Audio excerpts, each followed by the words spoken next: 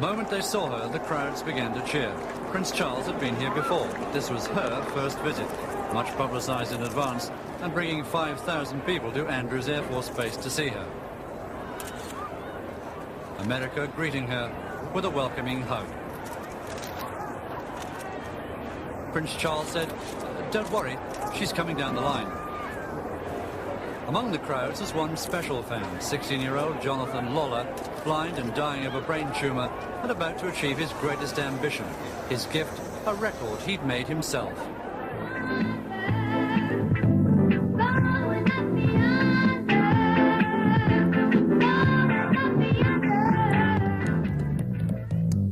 In his Mississippi home, Jonathan keeps 40 instruments and plays them all. Fully aware of his short life expectancy, he's astonishingly good-humoured. We run around here like chickens with our heads cut off.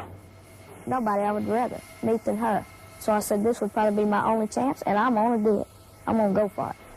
A short flight, and they were there. I'm in Washington, D.C.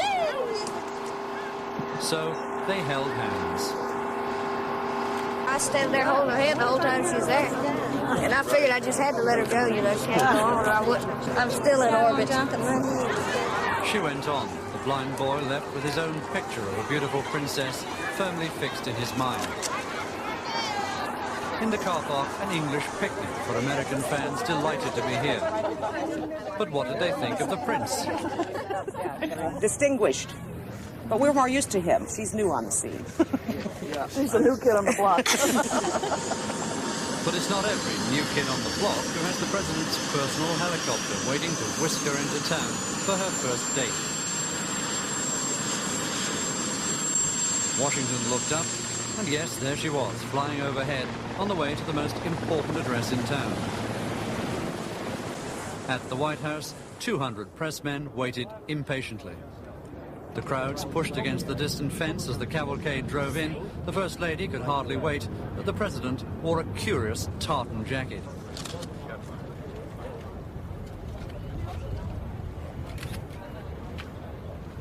The Reagans are known to be very fond of the couple. Inside, it was to be morning coffee and biscuits in the English fashion, and a souvenir photograph of Nancy and Diana on the sofa chatting to Ronald and Charles.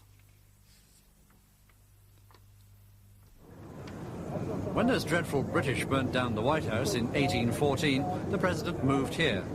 And in that year, in this room, on that desk, King George's peace treaty was signed by President James Madison. The Treaty of Ghent is still the current peace treaty between England and the USA.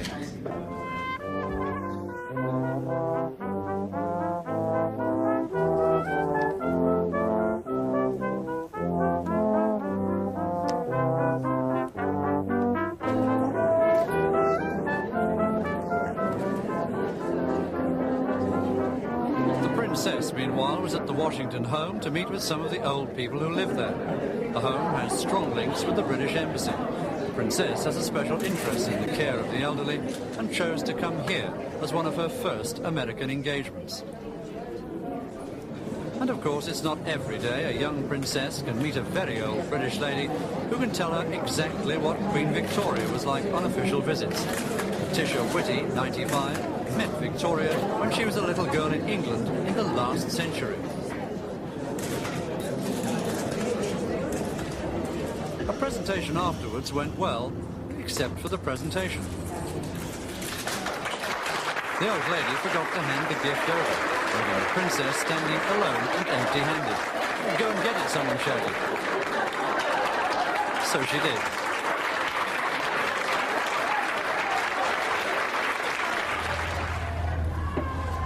Back at the White House that night, all was ready for a formal dinner. President and First Lady rehearsing their moves inside the doorway. After the informality of morning coffee, this was a gala dinner as only the White House can provide.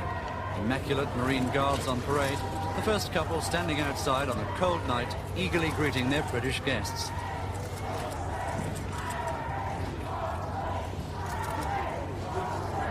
The Princess in black, wearing an enormous choker of sapphire and pearls. It was an evening of high glamour, the largely show business guest list chosen by Mrs. Reagan.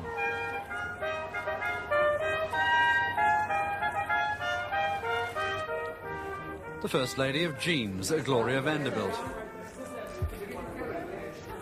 A First Lady of Cosmetics, Estee Lauder. British artist David Hockney.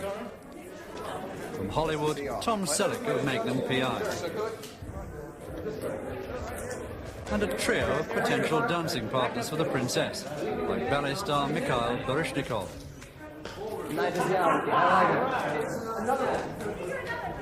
Clint Eastwood was asked about his dancing prowess. Oh, it's great. Fantastic. I'll let you know after the evening. If I don't step on. Or might John Travolta step forward? She'd like me to. She did. One of the most marvelous things about coming to the United States is that you have this extraordinary gift for making people feel welcome, regain Mrs. Reagan was delighted, strength. but her guests were now We're rather suffering tired. terribly from jet lag. And I've yet to discover a foolproof method for actually getting one over the problems of this particular affliction. Tired or not, they danced the night away.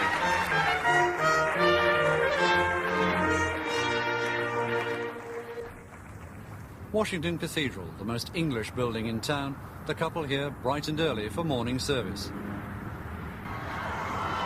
The princess, wearing a kind of grounded flying saucer, was cheered by a large crowd waiting outside, some trying hard to catch her eye, others with the vain hope of an autograph. Security men joined the choir boys inside or sat self-consciously on their pews. Outside, security was, well, less intense. At the very modern National Gallery, they were to open an exhibition of British treasures. To do this, months of work had gone into transforming the stark buildings into a series of English period pieces, with false oak beams and granite lintels, falsely decorated doors, leaded lights and all the rest. The idea to create the perfect setting for the works of art. It was well worth it. By opening day, the cavernous modern halls had been transformed into elegant English rooms. It's the most important exhibition of its kind ever mounted, so valuable that both governments had to underwrite it. It was a history lesson for the princess. We got everything from comic up to the Northern border, and he was Calvert was his family name, and that's Calvert Street. It cost over $3 million just to mount the exhibition of priceless paintings and pieces of rare furniture. Or this giant silver wine cooler holding 10 gallons. And here's the great bed of Cork Abbey, silk and peacock feathers in perfect order, after 300 years stored in a box in England. To create the Waterloo Gallery, giant wooden pillars had been pushed into place and carefully decorated to look like the real marble thing.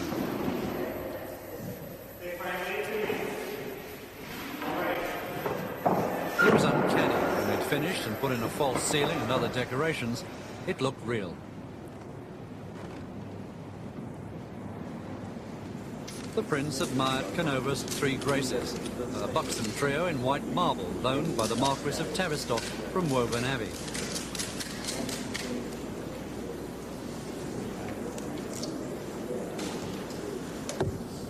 Head down, the princess was admiring an ornate desk. The prince finds just the right tiara to give her.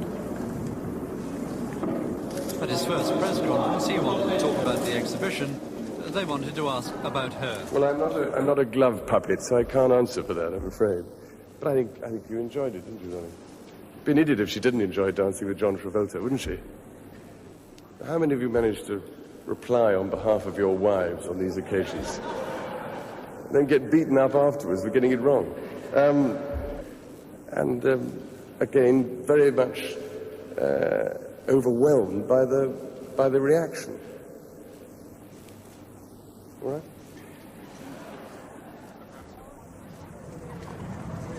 Outside, the saucer was definitely in trouble from a Washington autumn breeze.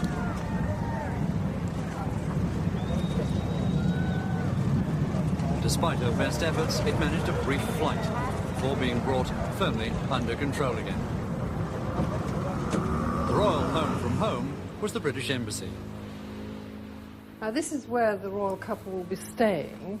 And this, as you see, this shuts off. It'll become almost a private apartment. And this is all done in Laura Ashley fabrics.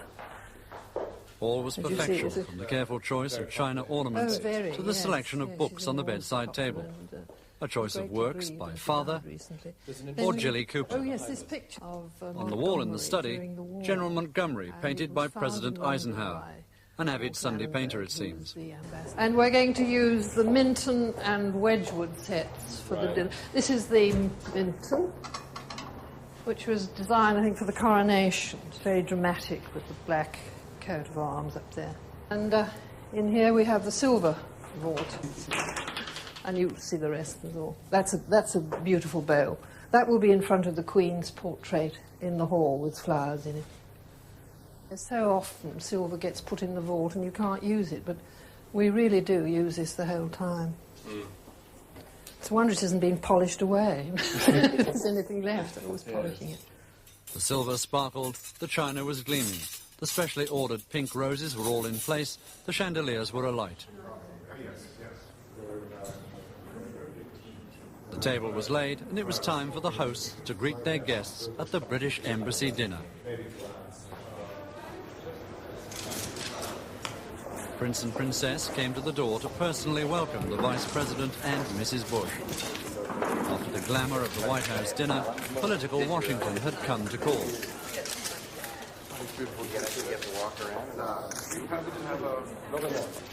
As the four posed on the steps, the flashbulbs were like a mini electrical storm. Outside, the limousines, those 20th century gentlemen's carriages, were backed into the road. They have no political power, but the powerful had all turned up nonetheless.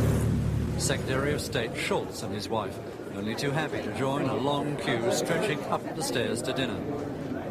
Defense Secretary Weinberg. Security Advisor McFarlane.